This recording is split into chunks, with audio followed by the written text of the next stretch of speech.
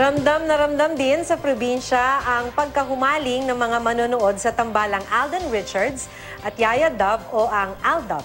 Sa Davao nga ay kanya-kanyang diskarte ang ilang fans para mapanood ang kalye-serye kahit may trabaho. Oo naman. Makibalita tayo kay Joy Segui.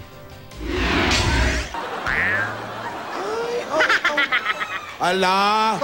Ay, ako conscious ka kay Alden! Isang buwan na mula nang mabuo ang tambalang Aldab. Pero ang kilig at tawanan ng mga manonood at fans patuloy na umaapaw. Mula noon, hindi pa rin talaga nagkikita sina Yaya at Alden dahil kay Lola ni Dora.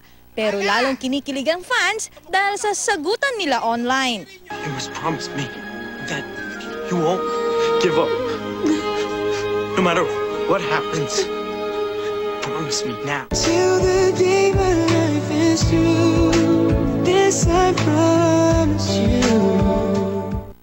Ang Aldab fans, todo effort sa pag-i-edit ng pictures nila. At kahit sa forecast ni Mang Tani, may tamang panahon daw para sa pagkikita ni na Yaya Dub at Alden.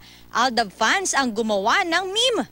Asahan daw na magdudulot ng napakalakas na hiyawan, kilig at tawanan sa malaking bahagi ng Luzon, Visayas at Mindanao ang tambalang Aldab. Pero sabi ni Alden, hindi pa rin talaga sila nagkikita ni Yaya kahit sa totoong buhay.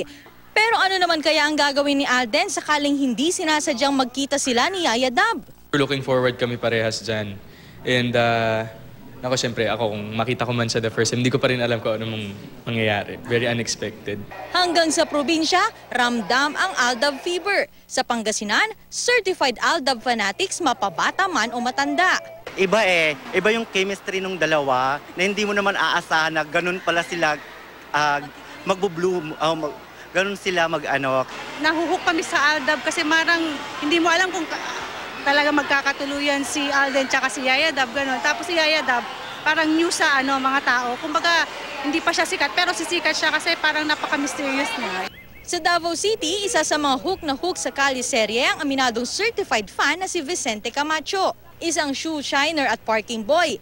Dahil wala siyang naririnig na tunog sa TV screen, nang hihiram pa siya ng radyo at hinahanap ang frequency kung saan pwedeng pakinggan ang Itbulaga.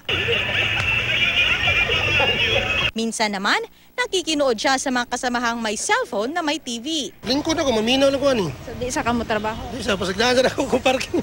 Puta na mo kuhan ako, ganahan mo ko, guwapan ka na, kuhan makaning. Enjoy ba, enjoy. Joy Segui, Nagbabalita, Pilipinas.